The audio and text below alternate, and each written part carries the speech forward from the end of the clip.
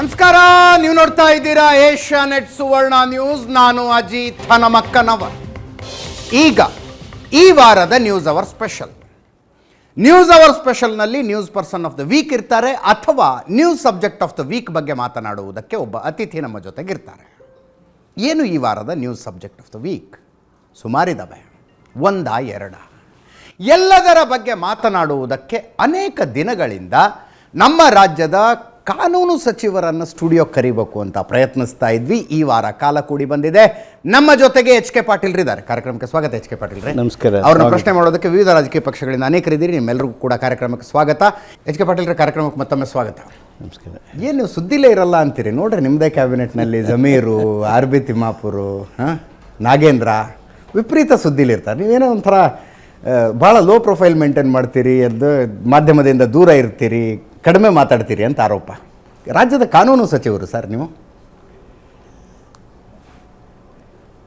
ಕಾನೂನು ಸಚಿವ ಆಗಿರೋದ್ರಿಂದನೇ ಮಿತವಾಗಿ ಮಾತನಾಡಬೇಕಾಗ್ತದೆ. ನಮ್ಮದೇ ಆಗಿರ್ತಕ್ಕಂಥ ದಾರಿ, ಪಥ, ಮಾರ್ಗ ಇದೆ. ಹೆಚ್ಚು ಮಾತನಾಡೋದು ಆರೋಗ್ಯಕರ ಅಲ್ಲ ಅನ್ನುವಂಥ ಅನೇಕರ ಮಾರ್ಗದರ್ಶನದಲ್ಲಿ ಈ ನಿಲುವನ್ನು ನಾನು ತಳೆದಿದ್ದೇನೆ. ಅಲ್ಲ, ಆಯಿತು, ಮಾಧ್ಯಮದ ಮುಂದೆ ಮಾತಾಡೋದಾಯಿತು, ಒಳಗಾದರೂ ಜಾಸ್ತಿ ಮಾತಾಡ್ತಿರೋ ಇಲ್ವೋ ಅನ್ನೋ ಸಂಶಯ ಇದೆ. ಯಾಕಂದರೆ ನಿಮ್ಮಂಥ ಅನುಭವಿಗಳು ಕ್ಯಾಬಿನೆಟ್ನಲ್ಲಿದ್ದು, ನೀವು ಪರಮೇಶ್ವರು ಇಂಥವರೆಲ್ಲ ಇದ್ದು ಸರ್ಕಾರಕ್ಕೆ ಇಷ್ಟೊಂದು ವಿವಾದಗಳು, ಮುಖ್ಯಮಂತ್ರಿಗಳ ಸುತ್ತ ವಿವಾದಗಳು, ಇದೆಲ್ಲ ಇರಬಾರ್ದಾಗಿತ್ತು ಅಂತ. ಜಾಸ್ತಿ ಮಾತಾಡೋದಲ್ಲ, ಅಗತ್ಯ ಇದ್ದಷ್ಟು ಮಾತಾಡ್ತೀರಿ. ನೀವು ಹೇಳಿದಂಗೆ ಬಹಳಷ್ಟು ವಿವಾದಗಳು ಬರ್ತಾಯಿವೆ. ಆದರೆ ಆ ಎಲ್ಲ ವಿವಾದಗಳು ಎಷ್ಟು ತಾವು ಮಾಧ್ಯಮದ ಮೂಲಕ ವಿಜೃಂಭಣೆ ಆಗುವ ಹಾಗೆ ಮಾಡ್ತಾಯಿದ್ದೀರಿ, ಅಷ್ಟು ವಿವಾದಗಳೇನಿಲ್ಲ. 6 ತಿಂಗಳ ಟೈಮ್ ಆಯ್ತು ಸರ್. ವಾಲ್ಮೀಕಿ, ಮೂಡ, ವಕ್ಫು, ಬರೀ ಇವೇ ಚರ್ಚೆಗಳು, ಇವೇ ಸುದ್ದಿಗಳು. ಅಂದರೆ ಸರ್ಕಾರದ ಒಂದು ಯೋಜನೆ, ಏನೋ ಒಂದು ವಿಷನ್ನು, ಈ ಥರದ್ದು ಏನು ಚರ್ಚೆನೇ ಆಗ್ತಿಲ್ಲ ಅಂತ. ಅಲ್ಲ ಹನುಮಕ್ಕನವ್ರೆ, ಈ ಮೂಡ, ವಾಲ್ಮೀಕಿ ವಿಚಾರ ಪ್ರಸ್ತಾಪ ಮಾಡಿದ್ರು ನೀವು.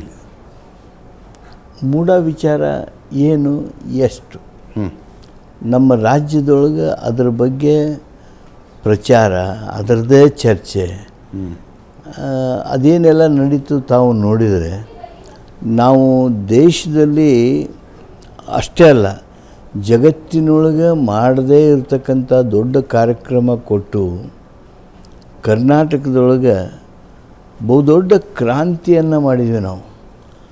ಅದ್ರ ಬಗ್ಗೆ ಮೂಡಾದ ಗಿರ್ದಾದಷ್ಟು ಸಹಿತ ಪ್ರಚಾರ ಸಿಕ್ಕಲಿಲ್ಲಲ್ರಿ. ನಾನು ನಿಮಗೆ ವಿವರವಾಗಿ ಅದನ್ನ ಹೇಳೋದು ಅಂದರೆ, ಈಗ ನಮ್ಮದು ಪಂಚ್ ಗ್ಯಾರಂಟಿ, ನಮ್ಮ ವಿರೋಧ ಪಕ್ಷದವರು ಗಾಬರಿ ಆಗಿದ್ದಾರೆ ಆ ಕಾರ್ಯಕ್ರಮದ ಕಾರಣ. ಆ ಪಂಚ್ ಗ್ಯಾರಂಟಿಗಳನ್ನು ನಾವು ಯಾಕೆ ಭಾಳ ಮಹತ್ವ ಕೊಡ್ತೀವಿ, ನಾನು ವೈಯಕ್ತಿಕವಾಗಿ ಭಾಳ ಮಹತ್ವ ಕೊಡ್ತೀನಿ. ಮತ್ತು ವಿಶೇಷವಾಗಿ ಅಂದರೆ, ನಿಮಗೆ ಗೊತ್ತಿದೆ, ನಾವು ದೇಶದಲ್ಲಿ ಸಾಕಷ್ಟು ಬಡತನದ ವಿರೋಧವಾಗಿ ಮಾತನಾಡಿದ್ವಿ, ಸಮಾನತೆ ಬಗ್ಗೆ ಮಾತಾಡಿದ್ವಿ, ಸಮಾಜವಾದದ ಬಗ್ಗೆ ಮಾತಾಡಿದ್ವಿ, ಬಡತನ ರೇಖೆಯಿಂದ ಬಡವರನ್ನು ಮೇಲೆತ್ತುವುದ್ರ ಬಗ್ಗೆ ದೊಡ್ಡ ದೊಡ್ಡ ಭಾಷಣಗಳನ್ನು ಮಾಡಿದ್ವಿ. ಆದರೆ 75 ವರ್ಷ ಅದು ಸಾಧ್ಯವಾಗಲಿಲ್ವಲ್ಲ.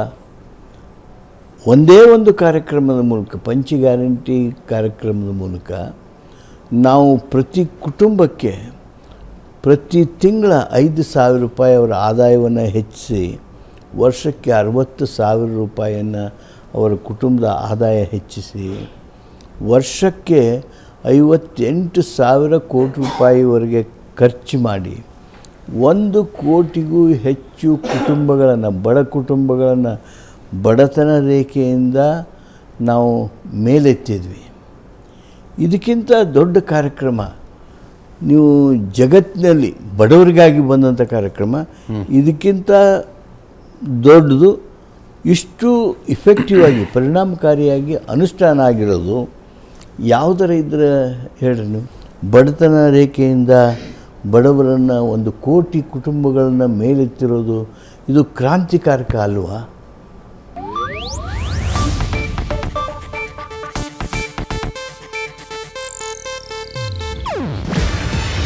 ಇದು ಏಷ್ಯಾನೆಟ್ ನ್ಯೂಸ್ ನೆಟ್ವರ್ಕ್ ಪ್ರಸ್ತುತಿ. ನೀವು ನೋಡ್ತಿದ್ದೀರಾ ಏಷ್ಯಾನೆಟ್ ಸುವರ್ಣ ನ್ಯೂಸ್.